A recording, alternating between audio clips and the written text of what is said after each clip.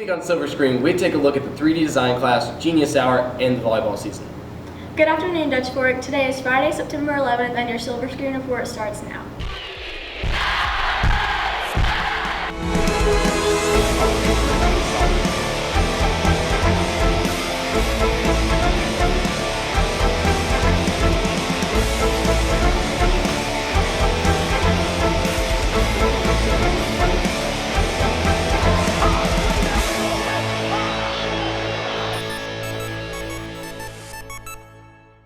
Today marks the 14th anniversary of the September 11th attacks. We sent Sarah Emily Rich and Zaina Dill to ask students and staff about their memories of that fateful day.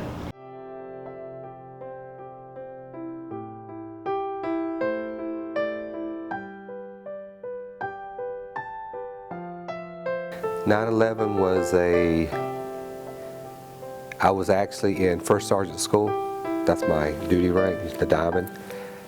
I was in Maxwell, Alabama, and we were preparing for our final exam to become first sergeants, and someone said a plane just ran into the Twin Tower. Buildings, and my mom, my grandma used to tell me about how schools would get out for it.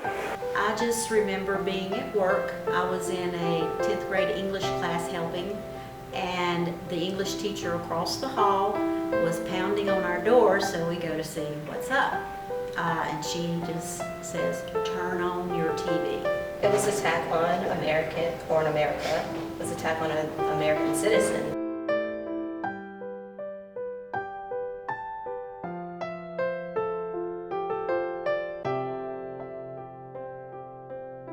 It's important because you should never forget the people who,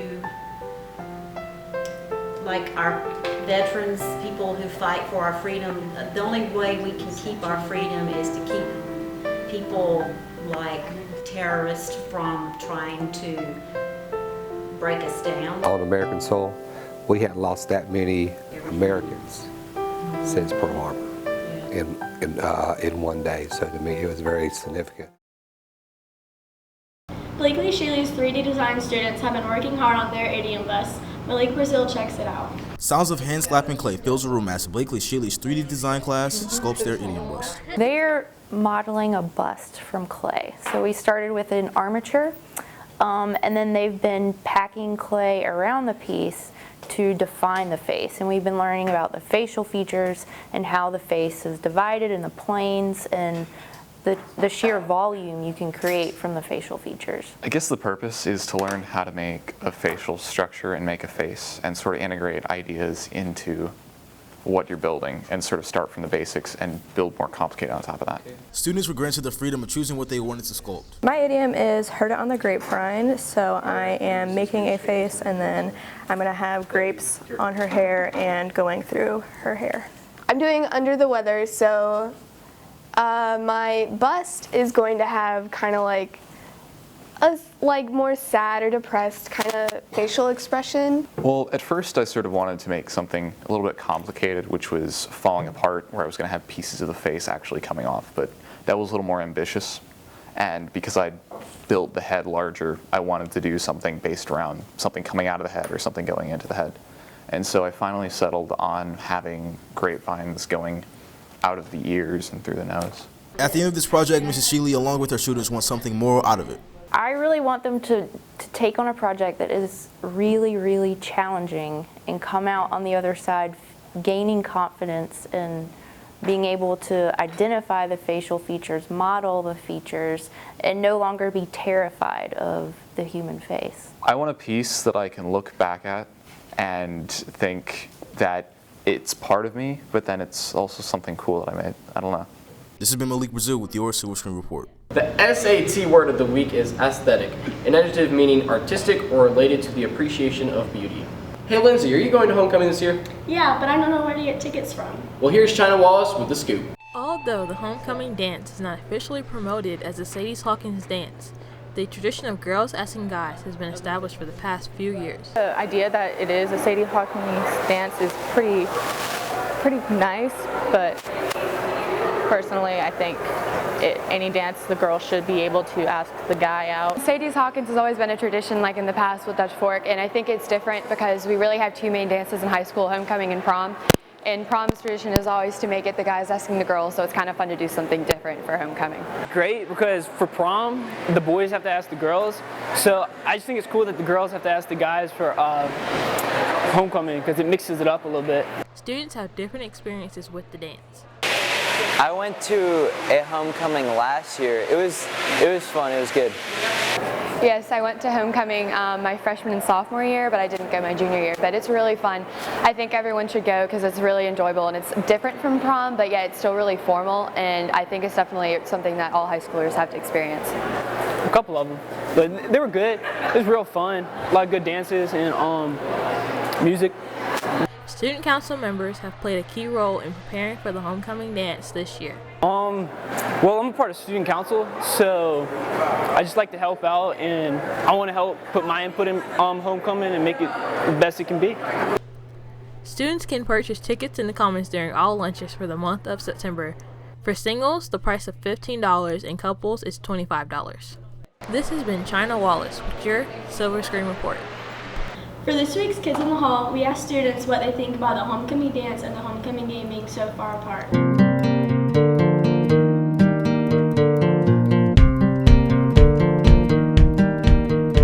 I think we should have been closer together, but not on the same day. I don't think it's fair because you would have to wait and you're like ready for it when the game is.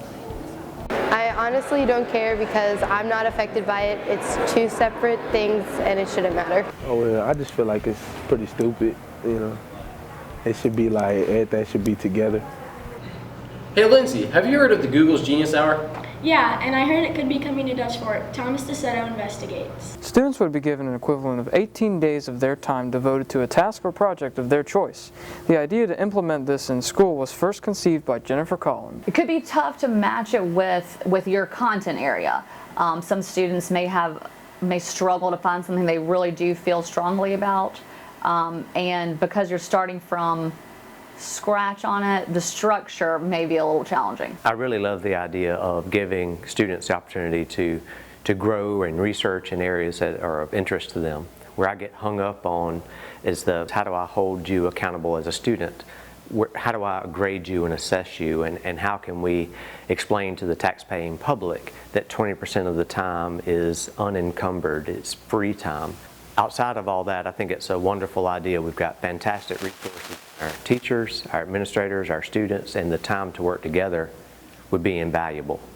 The Genius Hour has given way to Google creations such as the HoloLens and Google Cardboard. Both are gateway projects for the company. I think it would be great if students really did take some time to figure out what was of interest to them, and they could take it really far. With teachers, it allows you sort of the flexibility to get to know your students, give them some time to work on something they enjoy while also incorporating information literacy skills into your curriculum. I know in teaching computer science, lots of times students want to learn additional languages or applications this way or that way. And we try to explore those as best we can, but it has to fit within our curriculum, so sometimes the students are restricted. With this 20% time, they could then explore anything that is of interest to them, something I could help either learn with them or help support them in their research. This idea is promising for the future of Dutch Fork's curriculum. I think there are ways to make an open research project match your curriculum. If you just use a little bit of flexibility, I think that it can meet, there's research standards in every content area. So if you want to use that to address it, I think it could work. This has been Thomas DeSetto for your Silver Screen Report. The volleyball team has been working hard to get ready for this season. Trey Martin serves it up. The girls volleyball team has the same goals for this upcoming season as any other team. They want to win. Our goals are to win as many games as we can and hopefully get a state and win region. Our goals this year are to improve and win more games and hopefully win region. To win most of our games and then maybe go to playoffs and hopefully go to state. The team has been working hard this offseason to improve their skills. We've been running on the track for every other day for about a mile run. And they've been putting in a lot of hard work, and they're a great group of young ladies that are going to do great things for us this year. We've worked by hanging out with each other and practicing passing and setting. We've been going out, we've been running the mile every day as a team, and then we come in and we practice for 2 hours. So we've been really coming together as a team and practicing a lot of rotation. The players look to their 2 seniors for guidance. Anna Marie, she's our senior setter, our starting setter. She will be losing her, and then we have a middle hitter. Her name is Demetrius Holiday. We only have 2 seniors this year, so they're kind of our leaders right now, Anna and Demetria. You have to like really be a leader because all the younger ones look up to you and you have to like lead the team. They've improved us by our serving and our passing. We scrimmage them almost every practice. Varsity usually has a lot more experience, so varsity helps us by learning new skills or helping us improve in those skills. The team has 2 opponents that they're looking forward to playing this season. Irmo, because we beat them every year and hopefully we don't lose that winning streak. Chapin High School that beat us in 5 matches. We went 5 matches with them. And also our rival with Irmo. I'm most excited for the Chapin game because they're one of our biggest rivals. Irmo, because that's just one of our big rivals at Dutch Fork. Golston has high expectations for the team as well. We're looking forward to playing in the region this year. We start off this year, we're 2-0. We have 5 non-region games that we're going to be playing to get to our region. Our region starts September the 15th. This has been Trey Martin with your Silver Screen Report. And now for some announcements. If you haven't received your iPad yet, turn in your yellow and green forms and bring $40 to the bookkeeper. Makeup iPad distribution will happen each week. There will be an FBLA meeting next Wednesday in room 108 at 3:45. Here's Caleb with more. Thanks, Lindsay. The science team will meet today in room 325 from 3:45 until 4:15. Make sure to move your car off the band grid by 3:45 every day. Otherwise, you may lose your parking pass. Thanks for watching. We'll see you next week in the volleyball season. Today marks the 14th. Today marks the.